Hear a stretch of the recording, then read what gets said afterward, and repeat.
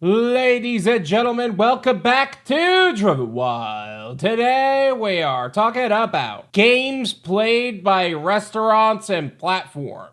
So recently we had a live stream here on the channel featuring Budsoda, and one of the main topics that we were talking about is if restaurants actually need DoorDash anymore, and we got into the subject of what games that restaurants and platforms tend to play against customers' tips and who actually receives them, which I know is like one of the hottest topics out there right now because there's so much discourse on whether you should be tipping and whether or not the to-go staff should get a cut or something to that effect. There is a level of frustration on all sides with this subject. So with that said, we are going over what we were talking about in the Driven Wyld live stream, how it actually is for all sides of the Doordash, UberEats, and Grubhub spectrum, whether it's restaurants, DoorDash drivers, UberEats drivers, Grubhub drivers, the platforms themselves, the customers themselves, and everything in between. But before we do that, let's go over a quick disclaimer. The content of this video does not contain is never intended to be legal, business, financial, tax, or health advice of any kind. This video is for entertainment purposes only. It is advised that you conduct your own research and consult qualified professionals before applying anything you find online. I also want to be clear that everything that we're going to be going over is very market dependent, and what applies to me in my market may not apply to you. So with that said, let's get it started. Some restaurants like to get funny with the numbers, or DoorDash gets funny with the numbers specifically. In fact, I was talking to somebody who happened to own a restaurant called Cam's Pizza, and what he was telling me is that that's exactly what they do. They receive their orders through the restaurant website, they outsource it to DoorDash through no expectation of their own. They're sending in the full value of the order, but they're not sending it to the DoorDash drivers at the full value. I want you to think about this for a second. They are not taking the tips under any circumstances. They've proven that, factually proven that. But this $12 order is being sent out for $9. This $30 order is being sent out for $18. That's actually happening. That's still happening. And whether it's intentional by the restaurant or intentional by DoorDash, the driver is not getting the full value, which is why I'm a firm believer, speaking to me, that yes, you can do that, but there's also the other benefit to where it goes to whoever they outsource the deliveries to. Are they just outsourcing it to DoorDash, Uber Eats, Grubhub? Deliver that, a local DSP? Yeah. That's going to be big factors here. Yeah, I know exactly what you're talking about. It's been a problem where if you put out your merchant orders and for whatever reason, at least in the past, DoorDash would take some of the money and scoop it up for themselves, and they played games with the numbers as far as what they show as well.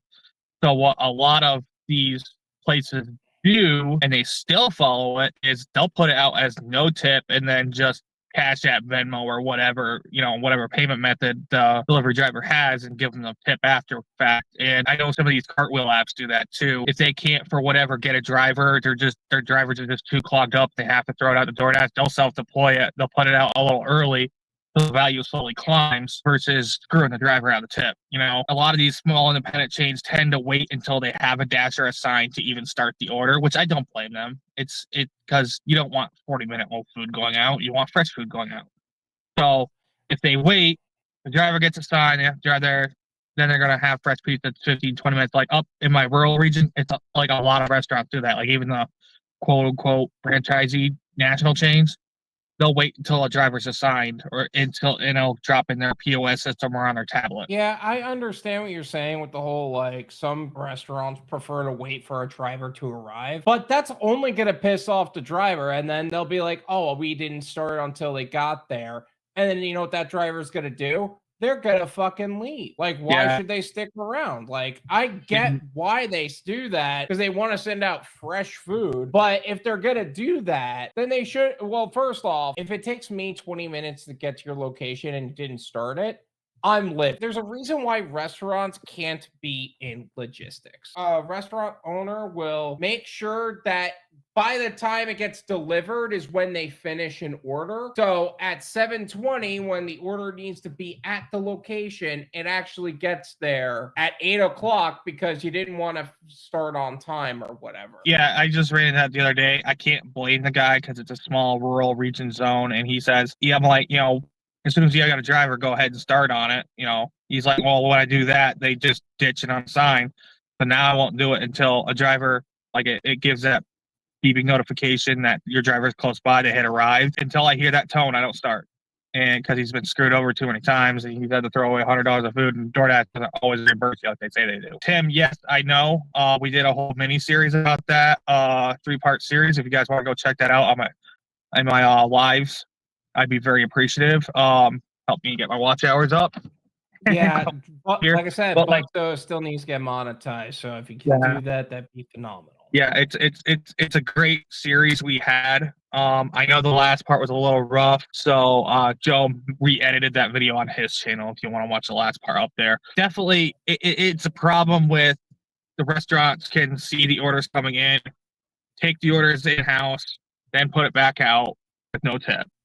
And I know a lot of franchisees do that. There's a lot of pizza joints that do it. I know Panera is infamous for it. There's a lot of Qdobas that are infamous for it. In my opinion, the only way to hold these people accountable is to hold their feet to the fire and say, no, you're on a naughty list. You get kicked off the app for 1 to 3 days. DoorDash sees, pennies over dollars versus ezCater. They actually hold people accountable and say, no, you aren't doing orders for a while. That's why Panera does their own catering, though, because they know ezCater will hold them accountable. They're like, fuck it. We're not going to work with companies that are like that. We're just going to do it ourselves at that point. I've seen ezCaters come out of there before. I don't know if they ended their partnership, which you're saying they did.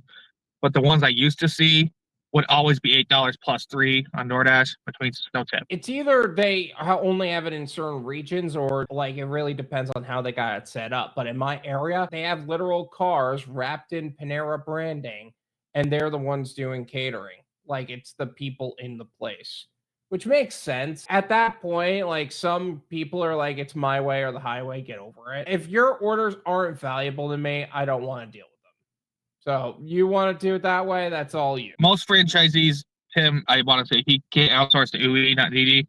Like most do Didi. There's a few that will due to Uber Eats. I had one of the local spots. He switched from DoorDash to Uber Eats because DoorDash at the time was they were having severe problems with people stealing orders. It's like a few more cents, it's like 50 more cents each order. I think it cost him. I'm like, throw it over to Uber Eats for a little while. I'm like, this is when I was deactivated off DoorDash. I'm like, I'm more likely to grab it. Because I know, I had a good working relationship with that restaurant. And it's a very difficult thing to do. And I don't know anybody that does it to Grubhub anymore, but Uber Eats will have Domino's very soon with it the next year. Like you can already order it through them. They have their own in-house drivers. It won't be very long until they start deploying to Uber Eats. The good thing about Uber, I will say, the order value just keeps climbing. And the way their system works is it doesn't get sent to the restaurant until someone accepts it. So it's actually, I think that's the best system. Like as soon as the driver accepts it, that's when the restaurants should start making it. But DoorDash traditionally, as soon as the order goes through on the customer end, it goes straight to the restaurant. Except if it's a merchant order. For whatever reason, the merchant orders will get deployed to us first, then to the restaurant. Because you'll walk in and be like, what? Wait, what? We don't have it yet? And then boom, it's right while you're standing there. It's weird. Not sure how many merchants are like Papa John's. Yeah, I think anything that's like a major chain would be that way, to where it's like they only kind of steal tips and white label through DoorDash. Like if it's a major chain, they're gonna do that. If it's not a major chain, then they'll probably do right by the driver. Like in a lot of cases. Also, make sure to tune in with us on Tuesdays at 9 p.m. Eastern Standard Times as we go over more of these deeper subjects with experienced professionals, and you guys could be part of that conversation and get shouted out mid-live stream. Feel free to join us then. Thank you so much for watching. I really appreciate it. As always, make sure to hit the like button, subscribe if you're new, and I'll see you guys next time. Oh!